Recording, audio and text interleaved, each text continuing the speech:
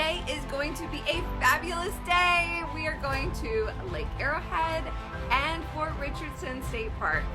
We're bringing Winston and Rumor with us today. We are going to stop to get Winston a teddy and Rumor a bone. It is a big day, long drive, but it's going to be awesome. Let's get a teddy, Winston. Let's go.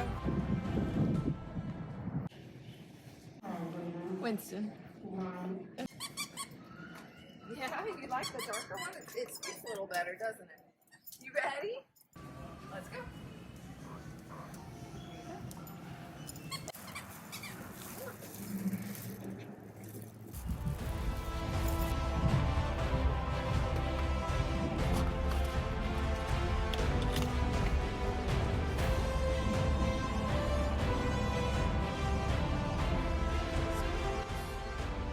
Welcome to Lake Arrowhead State Park, 2.5 hours west of Dallas, just outside of Wichita Falls. This area is the rolling hills, not the hill country, definitely not the flat areas. Come on, Rumor, up, up. This is the vista point. It's quite the vista. Scenic vista.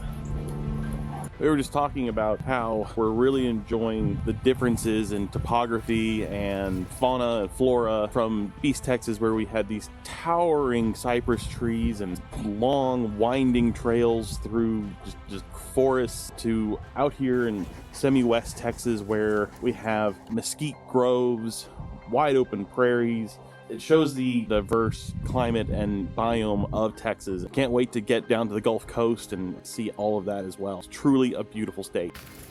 We have an hour to the next park, so. Yes, next park is Fort Richardson. Awesome. My lovely hubby here had a thought. He realized that if we go to lunch, that the office at Fort Richardson State Park may be closed by the time we get there.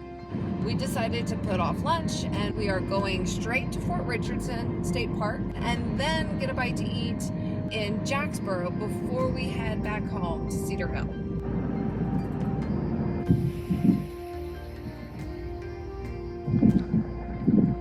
When you're driving along in East or West Texas, you'll notice a lot of windmill farms. You see them from a distance, you don't really get how big they actually are. We just decided to drive up on one and get a closer look. They're really big. They're really, really big.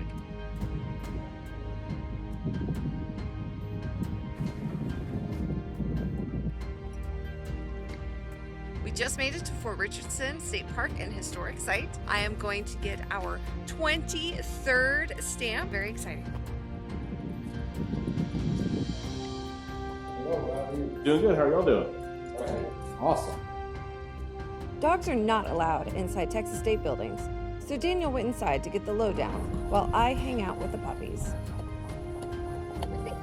Interesting stuff. You want to go in and look? You want to tell me about it?